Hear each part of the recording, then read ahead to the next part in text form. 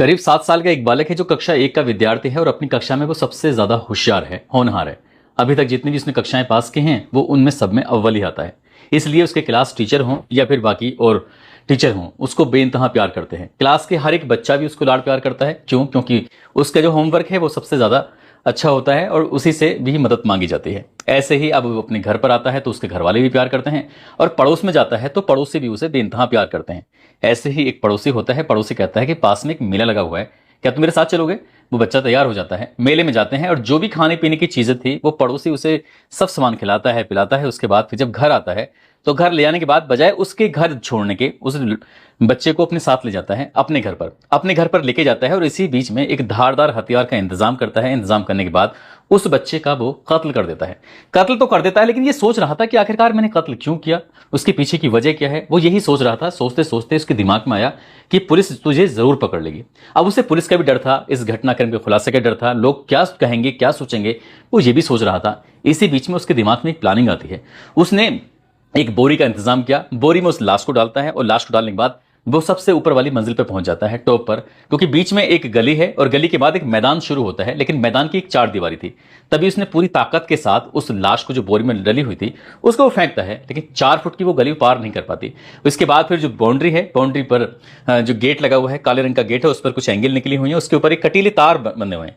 अब जैसे उसने उस बोरी को फेंका, उस कटीले तार में जाकर रुक जाती है। वो सोचता है कि शायद अब मुझे कोई पकड़ नहीं पाएगा, लेकिन कत्ल करने वाला चाहे कितना ही शातिर क्यों ना हो, वो पकड़ा जाता है। इस घटना ने पूरे आजमगढ़ को हिला के रख दिया। आज की कहानी सुनने के बाद आप लोग भी सोचने पर मजबूर हो जाएंगे कि आखिरकार ऐसा क्यों किया गया। आदाब, नमस्कार, सत श्री अकाल। मैं उस्मान सैफी। आज की जो सच्ची घटना मैं आपको सुनाने जा रहा हूं, ये सच्ची घटना है उत्तर प्रदेश के जिला आजमगढ़ का थाना लगता है सिधारी, और सिधारी थाना से लगभग 500 मीटर दूर हाइडल चौराहा है। और हाइडल चौराहा ये पठान टोला में लगता है। और पठान टोला में रहने वाला एक व्यक्ति जो हार्डवेयर की दुकान चलाता है, नाम उसका मुकरम होता है। मुकरम की बीवी ने 24 सितंबर 2025 की शाम लगभग 5:30 बजे के आसपास अपने पति इनकी जैस्मिन ने मुकरम को फोन किया। मुकरम को फोन करने के बाद कहा कि काफी देर से हमारा बेटा है शाहजेब, वो दिखाई नहीं दे रहा है, क्या देख के बताइए कि वो तुम्हारे पास तो नहीं है, या आसपास में कहीं है तो नहीं, या फिर मेले में तो नहीं गया है। जैसे ही इसकी बीवी यानी कि जैस्मीन खातून ने अपने पति मुकरम से ये बात कही, मुकरम ने कहा कि तुम परेशान मत हो, मैं भी देखता हूं। वो मेले में जाते हैं और मेले में जाने के बाद चारों तरफ उस बच्चे को ढूंढते हैं, तलाश करते हैं, लेकिन वो बालक कहीं दिखाई नहीं देता। इसके बाद जल्दी से दुकान बंद की जाती है और दुकान बंद करने के बाद घर आते हैं। घर आने के बाद वो उस बालक को वहां वहां तलाश करते हैं जहां जहां उस बालक का आना जाना था, जिसके साथ वो खेलता था। अब उससे पूछा गया कि बेटा तुमने मेरे बेटे को दिखाया शाहजेब को? तो जिसने जब जब तक देखा था तब तक उसके बारे में बताया कि हमने वहां देखा था, इस वक्त देखा था, ये सारी जानकारी। अब ये बात उस घर से निकल के पड़ोस में पहुंच जाती है, पड़ोस से और थोड़ा दूर पहुंच जाती है, और देखते देखते आसपास के लोगों तक ये जब बात पहुंचती है तो उन्होंने कहा कि भाई बात ज्यादा खराब ना हो जाए, कहीं कोई ऐसा ना हो बच्चा बहुत दूर ना निकल जाए, इसलिए हम लोगों को पुलिस के पास जाना चाहिए। और पुलिस के पास जाने के बाद ये बताना चाहिए कि एक शाहजेब है जिसका कक्षा फर्स्ट में पढ़ता है और ये न्यू एरिया पब्लिक स्कूल में उसमें पढ़ाई करता है, और वो स्कूल से आता है, स्कूल से आने के बाद अपने बच्चों के साथ खेलता है, अचानक से लापता हो गया है। जैसे आसपास के लोगों ने सलाह मशवरा दिया, इसके बाद उस बच्चे के जो पिता होते हैं मुकर्रम, वो सीधे नजदीकी पुलिस स्टेशन यानी कि सिधारी पहुंचते हैं। वहां जाने के बाद पुलिस वालों से कहते हैं कि साहब हमारा बेटा है जो शाम 5:30 बजे से गायब है, मिल नहीं रहा है, हमने अपनी तरफ से तमाम कोशिशें कर ली हैं, अब उसका पता कर दीजिए, अब उसका पता निकाल दीजिए। पुलिस वालों ने जैसे ही बात सुनी उन्होंने कहा कि वो कहीं आसपास में घूम रहा होगा, मेला लगा होगा, मेले में जाकर देखो मिल जाएगा, इतना परेशान होने की जरूरत क्या है। और जब पुलिस वालों पर ज्यादा दबाव बनाने की कोशिश की, उन्होंने कहा कि कम से कम 24 घंटे के बाद जाकर इसमें कोई कार्रवाई हो सकती है, आप अपने स्तर से जो कर सकते हो वो करो, और हम अपने स्तर से जो उस बच्चे को ढूंढ सकते हैं वो ढूंढेंगे। इसके बाद उस बालक की एक तस्वीर बनाई जाती है, यानी कि तस्वीर लेकर उसको सोशल मीडिया पर अलग अलग हैंडल पर डाला जाता है, बताने के लिए ये बच्चा है, इस वक्त से गायब है, फला जगह का रहने वाला है, इसके बाप का नाम यह है, इसकी माँ का नाम यह है, और इस बच्चे को ढूंढने वाले को जिसके पास भी जानकारी हो वो हमें बताए। अब इसके बाद जब सोशल मीडिया पर वो अलग अलग ग्रुपों में फोटो तैरने लगता है, इधर उधर जाने लगता है, जिसने उसके बारे में जानकारी दे सकता था वो देने की कोशिश भी कर रहा था, लेकिन उसके बारे में कोई पता चल नहीं पाता है।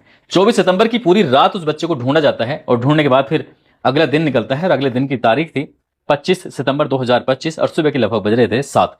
इसी बीच में उस बच्चे के पिता के पास फोन पहुंचता है, मुकर्रम के पास, और जिस फोन करने वाले ने फोन किया उसने कहा कि अपने बेटे की अगर सलामती चाहते हो तो 12 लाख रुपए का इंतजाम कर लो, जहां समय बताया जाएगा उन पैसों को वहां पहुंचा देना, नहीं तो अपनी बेटी की जिंदगी से हाथ धो बैठोगे। जैसे ही सुबह 7 बजे ये बात पिता को पता चलती है, पिता ने कोई रिस्क नहीं लिया, वो भाग कर जाता है सीधा नजदीकी पुलिस स्टेशन, और जाने के बाद कहता है कि साहब मैं आपसे कह रहा था मेरे बेटे की जान खतरे में है और आप सुन नहीं रहे हैं।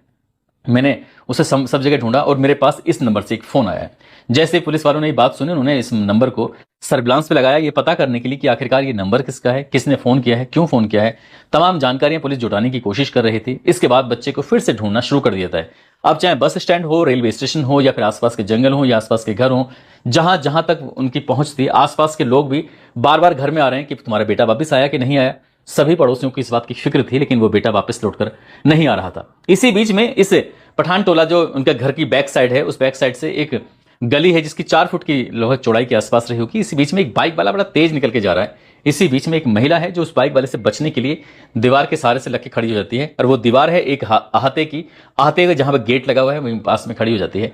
अचानक ही उस महिला के ऊपर हवा के उस झोंके से एक बूंद आके गिरती है ब्लड की, और जैसे ब्लड की बूंद गिरती है तो वो देखती है। जब उसने ऊपर को उठकर देखा तो एक कटीले झाड़ियां हैं, यानी तार हैं, और तारों के ऊपर एक बोरी लटकी हुई है। बोरी पर वो कुछ ब्लड गिर रहा था, लेकिन वो ब्लड जो बाउंड्री है उसके अंदर गिर रहा था, बाहर नहीं गिर रहा था। इसलिए किसी को पता नहीं चल पाया। लेकिन जो महिला खड़ी हुई थी, तब उसके हाथ पर आके जो गिरता है, तब जाकर उसके एकदम पता चलता है, उस महिला की चीख निकल जाती है। महिला सोचने पर मजबूर हो जाती है कि आखिरकार ये क्या है, क्योंकि उस बोरी में जो उसने देखा तो एक हाथ है जो लटका हुआ था। उस हाथ को देख के उसकी चीख निकली थी, और उस महिला की चीख सुनने के बाद आसपास के जितने भी लोग थे वो सब डर जाते हैं कि आखिरकार ये कहां से चीख आ रही है। महिला बार बार चीख रही थी। सब लोग निकल के घरों में से आते हैं। आने के बाद वो महिला उस बोरी की तरफ इशारा करती है, और जैसे ही उस महिला ने बोरी की तरफ इशारा किया, सब लोग समझ जाते हैं कि ये बड़ी गड़बड़ हो गई है, कुछ बड़ा अनर्थ हो गया है। अनर्थ क्या था कि क्योंकि अभी एक बालक है जो 12-15 घंटे पहले ही लापता है। दरअसल ऐसा लग रहा है जैसे उस बालक को किसी ने मारकर यहां बोरी में लटका दिया है, यानी कि यहां इस कटीली झाड़ी पर, उस पर तारों पर लटका हुआ है। बस इतना था। 500 मीटर दूर यहां से पुलिस थाना है। पुलिस के पास सूचना पहुंचती है। पुलिस भी दौड़ती हुई मौके पर पहुंच जाती है, और जैसे ही पुलिस मौके पर आती है, उसके बाद फिर पुलिस ने उस बोरी को उतरवाने के बाद उस बोरी को खोल के देखते हैं तो उसके अंदर लाश थी। 7 साल के उसी शावेज की लाश थी, जिसको पुलिस के पास सूचना दी गई थी। लेकिन पुलिस ने उतना गंभीरता से इस मामले को नहीं लिया जितना गंभीरता से लेना चाहिए था। बस इतना था। उसके बाद फिर बड़ी संख्या में लोगों का जमघट लगना शुरू हो जाता है। जब यहां जमघट लगता है तो नारेबाजी शुरू हो जाती है, और नारेबाजी शुरू होती है तो फिर लोगों ने बताना शुरू कर दिया कि अंतिम बार, आखिरी बार जो पड़ोसी है शैलेंद्र निगम उर्फ पिंटू, उसके साथ देखा था। अब जैसे ही उस मिंटू की बात आती है तो ये आसपास के लोग भी सोचने मजबूर थे कि आखिरकार ये ऐसा क्यों है। तभी पुलिस वाले उस घर में जाते हैं। घर में जाने के बाद जब तलाशी ली जाती है तो पुलिस वालों ने भी देखने की कोशिश की, अगर कोई भारी वस्तु कहीं से फेंकी जाएगी तो वो कितनी दूर से फेंकी जा सकती है, नहीं फेंकी जाए। पुलिस ने एक अंदाजा लगाया। उस घर में जब जाते हैं तो टॉप पर पहुंच जाते हैं। टॉप पर जाकर देखते क्या है कि छत पर ब्लड के निशान थे। पुलिस ने साफ ही अंदाजा लगा लिया कि हाँ, इसी घर से कुछ ना कुछ गड़बड़ जरूर हुई है। इससे पहले कि कहीं और गड़बड़ ना हो जाए, कम से कम आसपास के 15 थानों की फोर्स, पीएससी की एक पूरे प्लाटून था, साथ ही क्यूआरटी जवान, बड़ी संख्या में फोर्स यहां पर तैनात कर दी जाती है चप्पे चप्पे पर, ताकि कहीं ऐसा ना हो कि सांप्रदायिक सौहार्द बिगड़ जाए। मरने वाला बच्चा मुस्लिम होता है, और जिस पर यह अभी तक आरोप लगा हुआ था वो एक हिंदू फैमिली थी, और इन दोनों के परिवार में ज्यादा नहीं, ज्यादा से ज्यादा 50 कदम का फासला था। और उस बच्चे को जो तलाश कर रहे थे वो अपने घर से महज 20 कदम की दूरी पर एक दरवाजे के ऊपर कटीले तार, और कटीले तार पर एक बोरी थी जिस पर वो लटका हुआ था। अब इसके बाद फिर पुलिस ने ढूंढना शुरू कर दिया, तलाश करना शुरू कर दिया। उसके जो लड़के होते हैं, उसके परिवार के लोग थे, उनसे पूछताछ करना शुरू कर दिया। परिवार वालों को भी पुलिस ने हिरासत में ले लिया, और हिरासत में लेने के बाद अभी पूछताछ करना, फिर ये पता करना कि आखिरकार क्या कहां है। तभी ये पता चलता है कि शैलेंद्र निगम उर्फ मंटू जो होता है, दरअसल उसकी सूचना मिलती है इटोरा के पास एक गांव लगता है खेमूपुर, वहां कहीं आसपास देखा गया है। पुलिस ने उसकी घेराबंदी करना शुरू कर दिया, और घेराबंदी करने के बाद पता चलता है कि दोनों जो भाई हैं, एक का नाम शैलेंद्र निगम उर्फ मंटू होता है, और उसका छोटा भाई जिसका नाम राजा निगम होता है उर्फ संदीप। दरअसल ये इटोरा खेमूपुर के आसपास देखे गए। जब पुलिस ने घेराबंदी की तो पुलिस का दावा है कि अक्सर ऐसे मामलों में पुलिस ऐसे ही करती है कि मुठभेड़ हो गई, सामने से उसने गोली चलाना शुरू कर दिया। जब पुलिस को लगातार देखते ही गोली चला रहे हैं तो इधर से पुलिस अपनी जवाबी कार्रवाई में गोली चला रही है, और गोली चलाते चलाते जो बड़ा भाई है शैलेंद्र निगम उर्फ मंटू, उसके घुटनों में 2 गोलियां लगती हैं, और जो छोटा भाई है उसके घुटने में 1 गोली लगती है। पुलिस ने इन्हें गिरफ्तार किया। गिरफ्तार करने के बाद अब इन्हें जब इनसे पूछताछ की जाती है तो पूछताछ करने में कुछ अजीब सी बात निकल के सामने आती है। ये बात आसपास के लोगों को बिल्कुल पच ही नहीं रही है, क्योंकि बात जो निकल के आती है उसमें बताया यह जाता है कि एक तरफ इस जो शाहजेब है उसके पिता की दुकान है हार्डवेयर की, और एक दुकान छोड़कर इस शैलेंद्र निगम की दुकान है। दोनों की हार्डवेयर की शॉप है, दुकान है, और इस दुकान की वजह से आपस में कंपटीशन भी रहता है। हालांकि घर में कोई कंपटीशन नहीं है, आना है जाना है, दोस्ती है, मिलतदारी है, सुख हो दुख हो सब शामिल रहते हैं। लेकिन ये बताया कि बस इनकी दुकान ज्यादा चलती है, हमारी दुकान कम चलती है, हमारी दुकान पर ग्राहक कम आते हैं, इनकी दुकान पर ग्राहक ज्यादा आते हैं, इसलिए नफरत हो गई। नफरत थी तो दुकान के मालिक से होनी चाहिए, तो 7 साल के बच्चे से क्या नफरत हो सकती थी, और वैसे भी उसके साथ घूमता था फिरता था। जब ये बात लोगों को पता चलती है तो लोगों को और भी ज्यादा गुस्सा आता है। परिवार के लोगों ने कहा कि इनका घर गिर जाना चाहिए। वैसे भी उत्तर प्रदेश के मुख्यमंत्री योगी आदित्यनाथ इंसाफ की बात करते हैं तो इनका घर गिराया जाए। ऐसी ही बात चलती रहती है। पुलिस ने एक एक करके धीरे धीरे करके 5 लोगों को गिरफ्तार कर लिया। अब यहां पर मीडिया का भी जमघट लग जाता है। मीडिया ने भी जानने की कोशिश की कि आखिर क्या क्या मामला है। पुलिस तो इस मामले में जांच पड़ताल में जुट जाती है, ये पता करने के लिए कि आखिरकार असली मामला क्या है, क्यों हत्या की गई है, क्यों नहीं की गई है। तभी पता चलता है कि कभी कोई तंत्र मंत्र की बात करता है तो कोई व्यापार में प्रतिस्पर्धा की बात करता है कि कंपटीशन ज्यादा था, उनकी दुकान कम, इनकी दुकान ज्यादा, इस तरह की बात थी। और तीसरी बात आती है कि जमीनी रंजिश, जमीन खरीद फरोख्त को लेकर भी आपस में दोनों परिवार के बीच में तनातनी का माहौल था। लेकिन पुलिस ने जब पूछने की कोशिश की कि आखिरकार कैसे हुआ, क्यों हुआ, तभी पता चलता है कि पहले तो उस बच्चे को मेले में घुमाया जाता है, घुमाने के बाद उसे अपने घर लेके जाता है, घर ले जाने के बाद उस बच्चे की हत्या करता है, और हत्या करने के बाद उसको ये एहसास हो जाता है कि पकड़ा जाएगा। लेकिन उसने हत्या करने के बाद उस लाश को वहीं पास में ही रख दिया घर में। अब इसके बाद नीचे आता है, आने के बाद पड़ोस में जाता है कि क्या शाजेब आया कि नहीं आया। पड़ोसी से बात करता है, बाकी भी पड़ोसी आ रहे थे, लेकिन वो जानबूझ के जा रहा था कहीं उस पर शक ना जाए।